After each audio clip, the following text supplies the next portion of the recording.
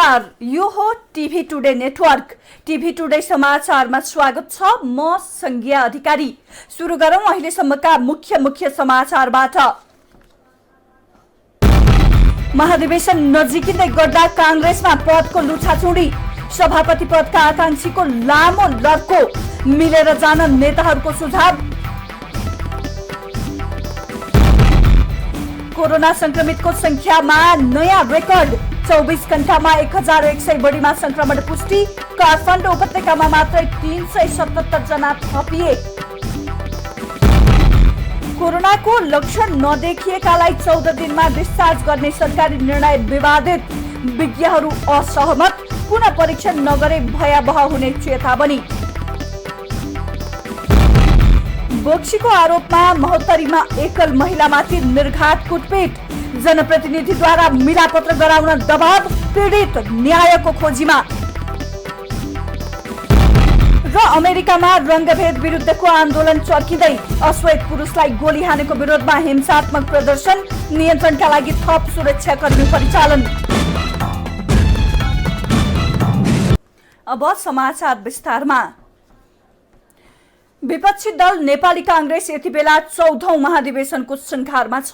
यही फागुनका लागि तोकिएको महाधिवेशन नजिकिँदै गर्दा पार्टी नेतृत्वका लागि नेताहरूबीच हानाथाप हुन थालेको छ। एक रिपोर्ट। 2074 सालमा भएको प्रतिनिधि सभाको निर्वाचनमा नराम्रोसँग पराजय भोगेको नेपाली कांग्रेसलाई आउँदो निर्वाचनमा जनताको मन जितेर देशको पहिलो पार्टी बन्ने चुनौती छ। तर कांग्रेसका नेताहरू पार्टीलाई अब्बल बनाउने तर्फ भन्दा पनि पदकै लुछातानीमा केन्द्रित छन्। यसको पछिल्लो उदाहरण हो आउँदो महाधिवेशनमा सभापति पदका लागि दाबी गर्ने नेताहरूको लामो पंक्ति। सभापति पदका लागि मात्रै संस्थापन र इतर पक्षका झण्डै 10 जना नेताहरूले आफ्नो दावेदारी प्रस्तुत गर्दै आएका छन्। त्यसमध्येका एक हुनुहुन्छ महामन्त्री शशाङ्क कोइराला। नेपाली कांग्रेस अहिले अत्यन्त नराम्रो स्थितिमा गएको छ। मेरो उम्मेदवारी मैले किन दावी गरेको भने सभापति भइसकेपछि धेरै परिवर्तन गर्नुपर्छ पार्टीभित्र। पार्टीलाई एकबद्ध रूपमा लिएर जानु पर्यो। पार्टीभित्र विभागहरू 6 महिनाभित्र गठन हुनु पर्यो। सन्तुलित हिसाबले हामी अगाडि जानु पर्यो। आउँदो निर्वाचनमा हामीले घोषणा पत्र तयार पारेर जनता समक्ष जानु पर्यो र त्यसपछि चुनावमा जितिसकेपछि सरकारमा गइसकेपछि अहिलेको सरकारले त एउटा केही कुरा गर्न सकेका छैन। हाम्रो चाहिँ घोषणा पत्र अनुसार हामी चाहिँ काम गरेर देखाउँछौँ। त म चाहिँ नि बीपी कोइरालाले स्थापना गरेको पार्टीलाई त्यही ट्र्याकमा लिएर जान चाहन्छु। त्यसैले मैले उम्मेदवारी दिएको। सबभन्दा पहिले त अहिले अधिवेशनको लागि समय छ। हामीले सबैसँग परामर्श गरेर जसले जित्न सक्छ त्यसलाई उम्मेदवार गराउनु पर्यो। नम्बर 1। अहिले म भन्न सक्दिनँ कि म नै जित्छु भनेर त्यो त भन्न त हुँदैन। तर यसो हेर्दाखेरि मलाई के लाग्छ भने म सबैभन्दा जित्न सक्ने उम्मेदवार म नै हुन्छु भन्ने मलाई लागेको छ। मैले साथीहरूसँग कुरा गर्दाखेरि उनीहरूको फिडब्याक मैले पाएको छु र उनीहरूको पनि भनाइ के हो भने डाक्टर साहबले नै उठ्नुपर्छ भने उनीहरूको पनि भनाइ हो। त्यो अनुसार म तपाईँलाई भन्दैछु कि तर त्योभन्दा पहिले मैले सबै जति पनि 10 वटा उम्मेदवार भन्नुभयो सबैसँग कुरा गरेर भर्छ कि एउटै मान्छे मात्रै उठाउँ अनि मात्रै जित सुनिश्चित हुन्छ। त्यही हिसाबले म जान्दैछु।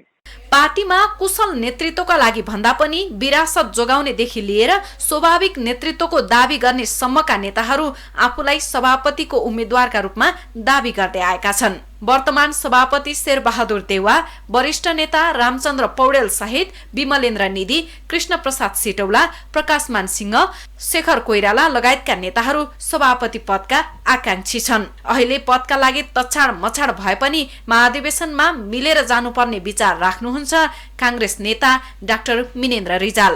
जहाँसुकै प्रश्न रूपमा भन्ने गरेको छु, मन त मेरो पनि सभापति हुने हो नि, तर सभापतिमा मलाई पत्याउँदैनन् साथीहरूले भन्ने मलाई लाग्छ।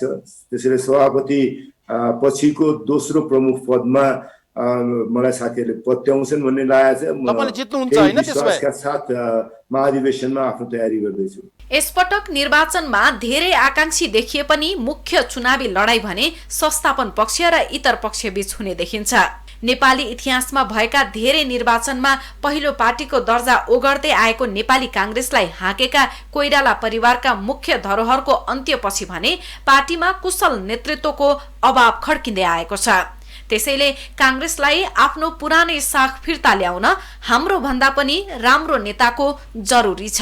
टिभी टुडे एसडी का लागि सुनिल बाबु पन्तको रिपोर्ट। कोरोना भाइरसबाट पछिल्लो 24 घण्टामा थप 8 जनाको मृत्यु भएको छ। स्वास्थ्य तथा जनसंख्या मन्त्रालयका अनुसार बिहीबार 5 महिला र 3 पुरुष गरी 8 जनाको मृत्यु भएको हो। मन्त्रालयका प्रवक्ता डाक्टर जागेश्वर गौतमका अनुसार पर्सा, कपिलवस्तु, काठमाडौँ, ललितपुर, बारा, कास्की, रूपन्देही र बाँकेमा एक जनाको मृत्यु भएको छ। यो सँगै देशमा कोरोनाबाट मृत्यु हुनेहरूको संख्या 183 पुगेको छ। यस्तै पछिल्लो 24 घण्टामा 1111 जना नयाँ कोरोना संक्रमित थपिएका छन्। अहिलेसम्म कोरोना संक्रमितको संख्या 35,529 पुगेको छ। यसैबीच काठमाडौँ उपत्यकामा मात्रै बिहीबार 377 जना कोरोनाका नयाँ संक्रमित थपिएका छन्। काठमाडौँ जिल्लामा 270, ललितपुरमा 66 र भक्तपुरमा 41 जनामा संक्रमण पुष्टि भएको हो।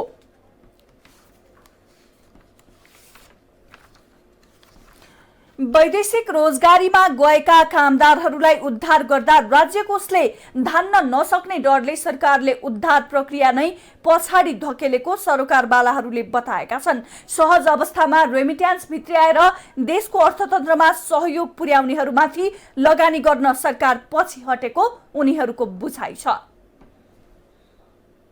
वैदेशिक रोजगारमा जानेहरूले श्रम स्वीकृति लिनुभन्दा अघि 1500 रुपैयाँका दरले कल्याणकारी कोषमा रकम जम्मा गरेका हुन्छन्। वैदेशिक रोजगारमा गएका कामदारहरूलाई भवितव्य परेमा, मृत्यु भएमा वा अपाङ्गता भएको अवस्थामा उद्धार गर्नका लागि भन्दै सरकारले यो कोषमा रकम जम्मा नगर्दासम्म श्रम स्वीकृति दिँदैन। तर अहिले कोरोना महामारीका कारण नेपाल आउन चाहने नेपाली कामदारहरूलाई फिर्ता ल्याउन भने सरकारले बारम्बार खुट्टा कमाउँदै आएको छ। वैदेशिक रोजगार व्यवसायी अब्दुल सत्तार सरकारले विदेशमा अप्ठ्यारोमा परेकालाई तत्काल उद्धार गर्न छोडेर विभिन्न मापदण्ड बनाएर ढिलाइ गर्ने र विभेद गर्ने नीति लिएको बताउनुहुन्छ। कुनै पनि मुलुकमा रोजगार गर्न गएका मुलुकमा पर्न सक्छ र स्वदेशमा पनि पर्न सक्छ। त्यस्तो अवस्थामा चाहिँ त्यस्ता नागरिकहरूको उद्धार गर्ने पूर्ण जिम्मेदारी नेपाल सरकारको हुनेछ, राज्यको हुनेछ भनेर उल्लेख गरेको छ। सरकारले त्यो ऐन पनि पालन गर्न नसकिरहेको अवस्था छ। त्यसकारणले सरकार आफै अलमलमा छ। वैदेशिक रोजगार सम्बन्धी रिपोर्टिङ गर्दै आउनुभएका पत्रकार सुनिल नेउपानेले सरकारी पैसामा उद्धार गर्दा कम्पनीले टिकट काटेर पठाउने र आफै टिकट किन्न सक्नेहरू पनि सरकारी पैसामा आउन खोज्ने र राज्यको कोषले धान्न सक्दैन भन्ने डर सरकारसँग रहेको बताउनुभयो। वैदेशिक रोजगारीमा रहेका सबै नेपालीलाई सरकारी खर्चमा ल्याउनु भन्ने खालको त्यहाँ देखिँदैन। त्यहाँ पनि बडा अप्ठ्यारो परेकाहरूलाई तिनीहरूको एकदम निर्क्योल गरेर भन्ने टाइपका र कोषमा रहेको पैसाको उपलब्धतालाई हेर्दै भन्ने खालको पनि देखिन्छ। सरकारको एउटा डर चाहिँ कहाँ हुन सक्छ भने, र जसलाई हामीले टिकट हालेर ल्याउनु पर्ने भयो भने राज्यको कोषले धान्न नसक्ला भन्ने उनीहरूलाई एक खालको डर हुन सक्छ। वैदेशिक रोजगारबाट वार्षिक रूपमा कुल गृहस्थ उत्पादनको 25% भन्दा बढी रकम योगदान गर्ने आफ्ना नागरिकलाई विपदको बेलामा उद्धार गर्न कन्जुसै गर्न नहुने तर्क सरकारवालाहरूको छ। श्रम तथा वैदेशिक रोजगार विज्ञ डाक्टर गणेश गुरुङले वैदेशिक रोजगारीमा रहेका कामदारहरूलाई उद्धार गर्न ढिलो भइसकेको बताउनुभयो। अब यो पहिला त ढिला आयो, त्यही माथि असार 29 मा आयो, त्यही माथि फेरि अहिलेसम्म पनि मतलब के भने के गर्न एउटा पनि आउन सकेन, त्यही माथि पनि फेरि केही समय लाग्छ। एउटा कुरा चाहिँ नि यस्तै आपद विपद पर्छ भनेर पैसा राखे हो भने त त्यो यो भन्दा ठुलो चाहिँ मतलब के भने महाविपद कहिले आउँछ अब हैन।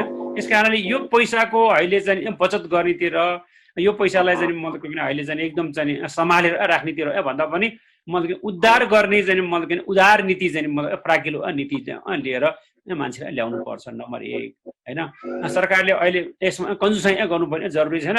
तिनीहरुकै पैसा हो, तिनीहरुलाई चाहिँ ल्याउनमा अहिले कन्जुसाइ गर्नु पर्दैन। सरकारले विमान चार्टर गरेर विदेशमा रहेकाहरूलाई उद्धार गर्दै आए पनि विभिन्न बहानामा उद्धार कार्य पटक पटक रोक्दै आएको छ भने विमान भाडा तथा यहाँ आएपछि बस्नुपर्ने होटल क्वारेन्टाइनको खर्च यात्रुहरूले आफै बेहोर्नु पर्नेछ। यसबाट विदेशमा रोजगारी गुमेका तथा महिनौसम्म तलब नपाएका कामदारहरू बढी मारमा पर्ने देखिन्छ। लक्षण नभएका र सामान्य लक्षण भएका कोरोना संक्रमितलाई डिस्चार्ज गर्ने सरकारको निर्णय गलत भएको जनस्वास्थ्य विज्ञहरूले बताएका छन्।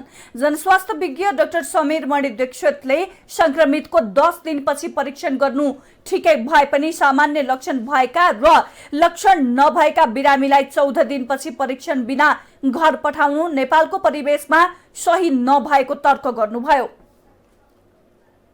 संक्रमण एकदमै बढ्छ, संक्रमितले अरूलाई सार्छ। 10 दिन पछाडि परीक्षण गर्नु त ठिकै हो, गर्नु नि पर्छ। त्यहाँ नेगेटिभ आएको त मान्छे जान पायो घर, त पसेका मान्छेलाई फेरि अर्को 4-5 दिन मात्र राखेर बिना परीक्षण घर जान दिने अथवा बिना नेगेटिभ टेस्ट समाजमा वा घरमा जान दिनु भनेको पूर्ण रूपमा गलत। सरकारले भने विश्व स्वास्थ्य संगठनले 10 दिनपछि कुनै पनि संक्रमित व्यक्तिबाट अर्को व्यक्तिमा संक्रमण हुँदैन भन्ने तथ्यहरू पेश गरेर निर्देशिका बनाएपछि सोही अनुसार निर्णय गरिएको बताएको छ। स्वास्थ्य तथा जनसंख्या मन्त्रालयका सहायक प्रवक्ता डाक्टर समीर कुमार अधिकारीले WHO को निर्देशिकालाई आधार बनाएर मन्त्रालयले आफ्नो निर्देशिकाहरू परिमार्जन गरेको बताउनुभयो। पोजिटिभ हुनुभयो, अस्पतालमा भर्ना हुनुहुन्छ भने उहाँमा कुनै लक्षण केही समस्या छैन भने 10औं दिनको दिन परीक्षण गरेर नतिजा नेगेटिभ आएको छ भने पठाउँदा भयो। होइन भने नेसनल टेस्टिङ गाइडलाइनले जे भनेको छ जुन 14 दिनपछि परीक्षण नगरी। अर्का जनस्वास्थ्य विज्ञ डाक्टर रविन्द्र पाण्डेले पनि परीक्षण नगरी संक्रमितलाई डिस्चार्ज गर्नु उपयुक्त नहुने बताउनुभयो।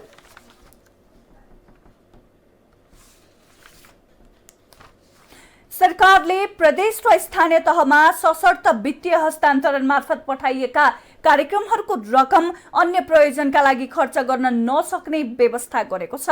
मन्त्री परिषदको भदौ 9 गतेको बैठकका निर्णयहरू सार्वजनिक गर्दै अर्थ सञ्चार तथा सूचना प्रविधि मन्त्री डाक्टर युवराज खतिवडाले प्रदेश र स्थानीय तहले सशर्त वित्तीय हस्तान्तरण अन्तर्गत सम्बन्धित मन्त्रालयले पठाएको कार्यक्रम अनुसार खर्च गर्न र संशोधन गरी अन्यत्र खर्च गर्न नपाउने व्यवस्था गरिएको बताउनुभयो।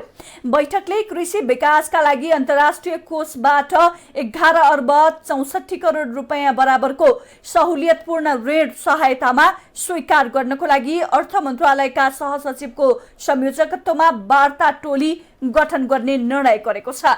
यस्तै उच्च शिक्षाको लागि विदेशी विश्वविद्यालयहरूमा अध्ययन गर्न जान चाहने विद्यार्थीहरूलाई वैदेशिक अध्ययन अनुमति पत्र जारी गर्ने कार्य पुनः सुचारू गर्ने निर्णय भएको छ। समाचारमा पालो छोटो विश्रामको।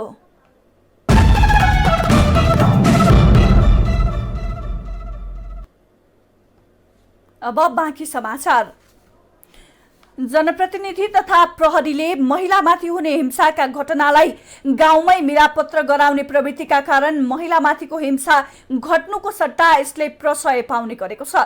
यस्तै घटना भएको छ महोत्तरीको शम्सी गाउँपालिकामा। बोक्सीको आरोपमा गाउँलेबाट निर्घात कुटपिट गरेको घटनामा जनप्रतिनिधिले नै मिलापत्र गराउन दबाब दिएपछि पीडितले न्याय पाउन सकेका छैनन्। एक रिपोर्ट। महोत्तरीको शम्सी गाउँपालिका 7 की 45 वर्षीय पवन देवीलाई बोक्सीको आरोप लगाउँदै गाउँलेले गत शुक्रबार निर्घात कुटपिट गरे। पवन देवीले गरेको कुल पूजाका कारण गाउँकै एक पुरुष बिरामी परेको भन्दै उहाँमाथि मात्र होइन अन्य सदस्यहरूमाथि पनि कुटपिट भएको छ।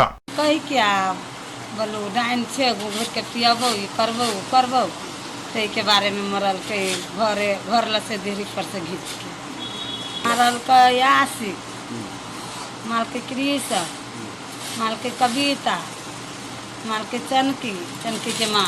हम सब तीज का खबर ना दोसर गोरा के घर से तो हमार मम्मी के ये दोनों गोर हाटपुर वाले के छोटका बेटा कहते तू डानिया से तोरा गुँ घोर के पियाबो। तो हमारे मम्मी के कल के मम्मी हो ना जे कहले हो तेने जकरा ना लगते तू चल घरे से तेन चल अली तो दोनों मौगी में गरा बल हो लिया। तो छोटका हरपुर वाले के बियाहल बेटी छोड़ दी साई छोड़ दिल के चमार वाले के भाई के दिया। आई अगर छोटकी बेटी हमरा सबके हमरा भैया के पीटे लगल हमरा काले भाई के घाव रही ठोकर लागल रही तो हम अपना काले भाई के गेलिए छोड़ावे तो हमरो पीटे लगलिए। छोटका आ कृष्णा पीटे लगलिया। टाउकोमा गम्भीर चोट लागेपछि पवन देवीको अहिले जनकपुर स्थित जानकी हेल्थ केयरमा उपचार भइरहेको छ। पवन देवीलाई स्थानीय दिनेश यादव लगायत उनका छोराहरू कृष्ण यादव, आंशिक यादव, आमा सुजिया देवीले कुटपिट गरेका हुन्। एकल महिलामाथि भएको कुटपिटको घटनालाई वडाध्यक्ष मदन यादवले भने मिलापत्र गर्न दबाब दिइरहेको पीडित आफन्तको भनाइ छ। टाउकोमा चोट लागिरहेछ, सिटी स्क्यान भएको छ, त्यसले चाहिँ दबाई दिए तर त्यो जो सहरमा चाहिँ दर्द त्यो ठिक हुँदैन। ल त्यहाँ चाहिँ जो मान्छे पक्रेको छ, जो जिल्लामा तँले क्या छ वडा अध्यक्षलाई लिएर यहाँ आउनुभएछ। आज उनले भनिरहेछ कि त्यसलाई छोडाउनुहोस्। मैले भन्दा त्यसलाई किन छोड्नु, पहिला म यहाँबाट छुट्छ तभी त छोड्छ। त्यसलाई वडा अध्यक्ष आउनुभएछ, सबै चाहिँ 4-5 मान्छे आउनुभएछ यहाँ कि छोराउँ डराइरहेछ कि केसमा आयो कि तिमी सक्दैन। त्यसको चाहिँ विपक्षी पार्टीको पैसा चाहिँ ठुलो छ। ल तिम्रो चाहिँ गरिब छ, मुद्दा लड्यो भने तिमीलाई पैसा कहाँबाट आउँछ? तिमीलाई अगर 500 रुपियाँ खर्च भइहाल्छ, तिमीलाई 5,000 को मतलब छ। ल त्यो विपक्षी पार्टीलाई 5 लाख भी खर्च भइसक्यो, त्यसको चाहिँ 5 रुपियाँ मुली छ। पीडितका आफन्तका अनुसार वडाध्यक्षले गाउँमै मिलापत्र गर्न दबाब दिएपछि घटना भएको हप्ता दिन पुग्दा समेत पीडितका तर्फबाट प्रहरीमा उजुरी दिइएको छैन। यस विषयमा वडाध्यक्षलाई प्रश्न गर्दा उहाँले आफ्नो जवाब यसरी दिनुभयो।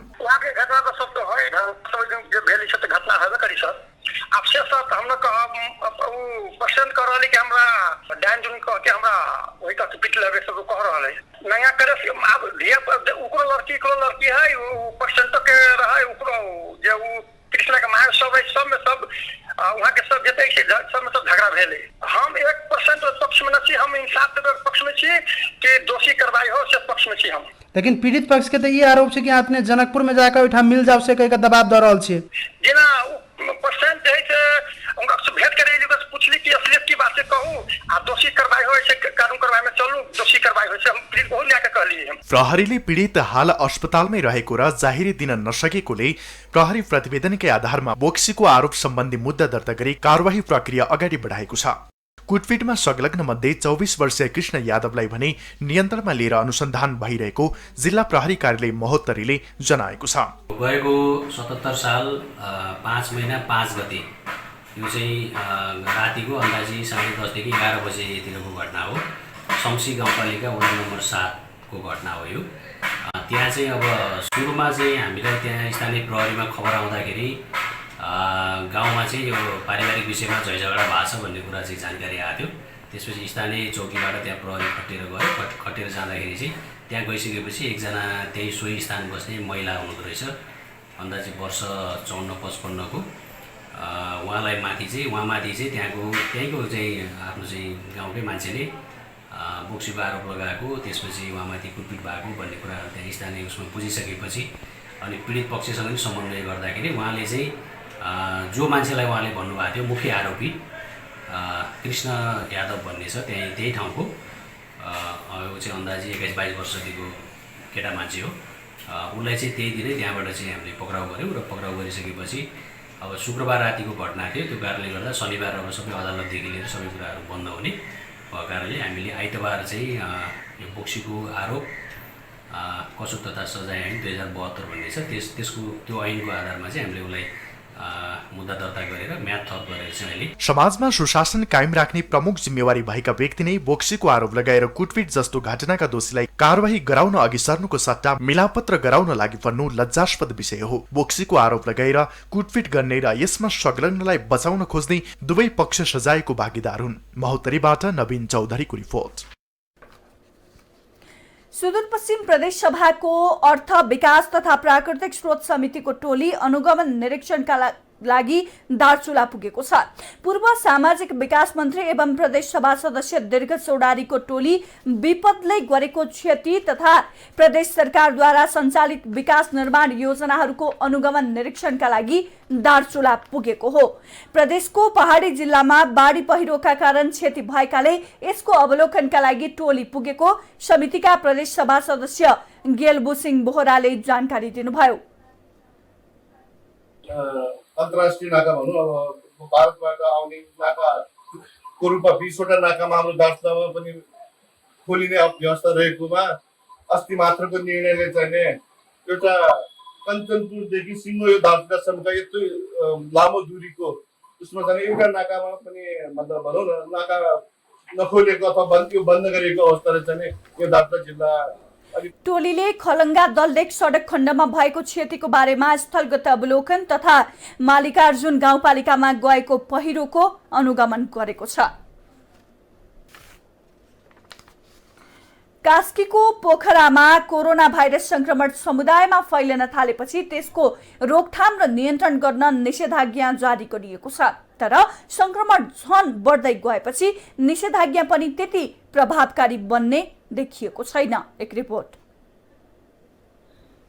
कास्कीको पोखरामा कोरोना भाइरसका संक्रमित दिन प्रतिदिन बढ्न थालेपछि भयावह स्थिति आउन नदिन गएको भदौ 3 गतेदेखि निषेधाज्ञा जारी गरियो। निषेधाज्ञा अवधिमा मानिसको चहल पहल कम हुने भएकाले कोरोना भाइरस संक्रमितको खोजी र कोरोना परीक्षण गर्न केही सहज हुने पोखरा महानगरपालिका स्वास्थ्य शाखा प्रमुख हेमन्त शर्माले बताउनुभयो। अझ सजिलो किन पनि हुन्छ भने हामीले यो बेलामा कन्ट्याक्ट ट्रेसिङ गर्न भिडभाडमा हामीलाई गाह्रो हुन्छ, टेस्टिङ गर्न पनि गाह्रो हुन्छ।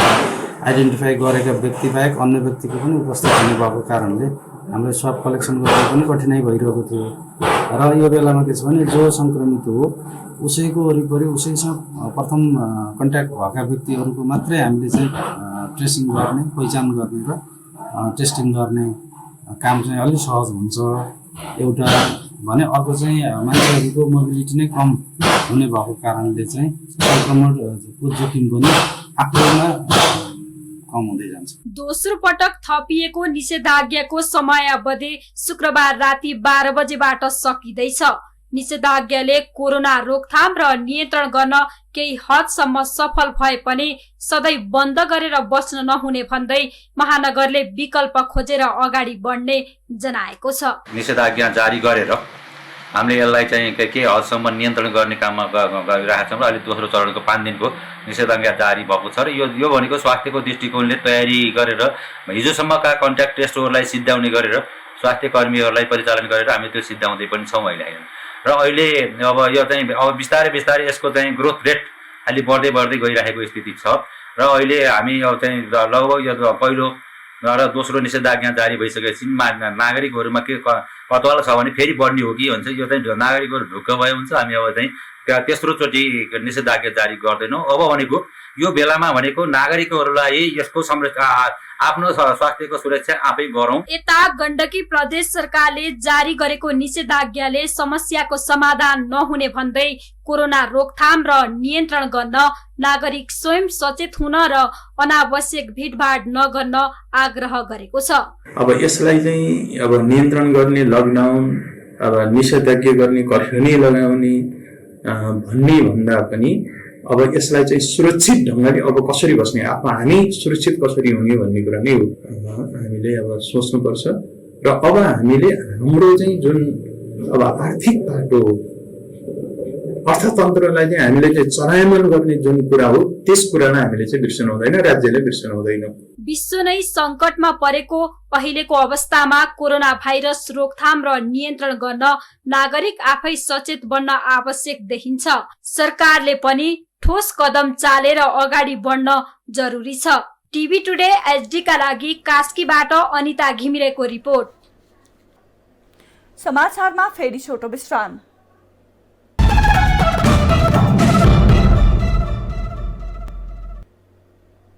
अब आर्थिक समाचार।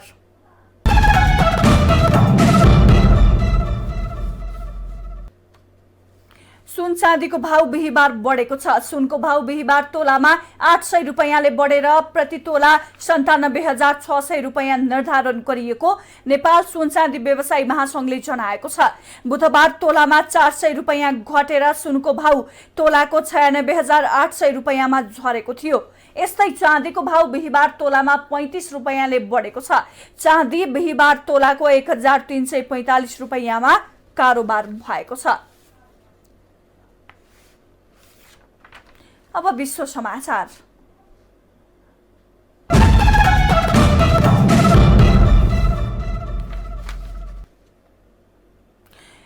अमेरिकी राज्य विस्किन्समा एक अश्वेत पुरुषलाई प्रहरीले गोली हानेको विरोधमा भड्किएको हिंसात्मक प्रदर्शन नियन्त्रणका लागि थप सुरक्षाकर्मीहरू परिचालन गरिएको छ। गएको आइतबार अश्वेत पुरुष जेकब ब्लेकलाई गोली हानी घाइते बनाइएको विरोधमा राज्यको केनोसा शहरमा लगातार प्रदर्शन भइरहेको छ। राष्ट्रपति डोनाल्ड ट्रम्पले केनोसामा 3 रातसम्मको अशान्तिपछि शान्ति स्थापनाको लागि भन्दै संघीय अधिकारीहरू परिचालन गर्ने घोषणा गर्नुभएको अन्तर्राष्ट्रिय सञ्चार माध्यमले उल्लेख गरेका छन्। ती अश्वेत पुरुषलाई गोली हान्नेको विरोधमा पोर्टल्यान्ड लगायतका अन्य शहरहरूमा पनि प्रदर्शन हुँदै आएको छ। यसअघि गत मे महिनामा पनि एक प्रहरीले जर्ज फ्लोइड नामक अश्वेत पुरुषको हत्या गरेपछि अमेरिकामा चर्को विरोध भएको थियो। समाचार सकियो। समाचारबाट बिदा लिनु पूर्व मुख्य समाचार फेरि एकपटक। महाधिवेशन नजिकै गर्दा कांग्रेसमा पदको लुछाचुडी, सभापति पदका आकांक्षीको लामो लड्को, मिलेर जान नेताहरूको सुझाव। कोरोना संक्रमितको संख्यामा नयाँ रेकर्ड, 24 घण्टामा 1100 बढीमा संक्रमण पुष्टि। काठमाडौँ उपत्यकामा मात्रै 377 जना थपिए। कोरोनाको लक्षण नदेखिएकालाई 14 दिनमा डिस्चार्ज गर्ने सरकारी निर्णय विवादित, विज्ञहरू असहमत, पुनः परीक्षण नगरे भयावह हुने चेतावनी। बोक्सीको आरोपमा महोत्तरीमा एकल महिलामाथि निर्घात कुटपिट, जनप्रतिनिधिद्वारा मिलापत्र गराउन दबाव, पीडित न्यायको खोजीमा। र अमेरिकामा रंगभेद विरुद्धको आन्दोलन चर्कँदै, अश्वेत पुरुषलाई गोली हानेको विरोधमा हिंसात्मक प्रदर्शन नियन्त्रणका लागि थप सुरक्षाकर्मी परिचालन। हामीलाई TV today Nepal apps download गरी विश्वभरि प्रत्यक्ष हेर्न सक्नुहुनेछ। साथै www.tvtoday.news.com मा गई हेर्न र पढ्न सक्नुहुनेछ भने फेसबुक, युट्युब र ट्विटरमा समेत फलो गर्न सक्नुहुनेछ। विकास निर्माण र जनसरोकारको विषयमा हाम्रो आवाज जारी छ। अहिलेलाई सम्पूर्ण समाचार युनिटका साथ म संज्ञा अधिकारी पनि बिदा चाहन्छु। टिभी टुडे एचडी हेर्दै गर्नुहोला। नमस्कार।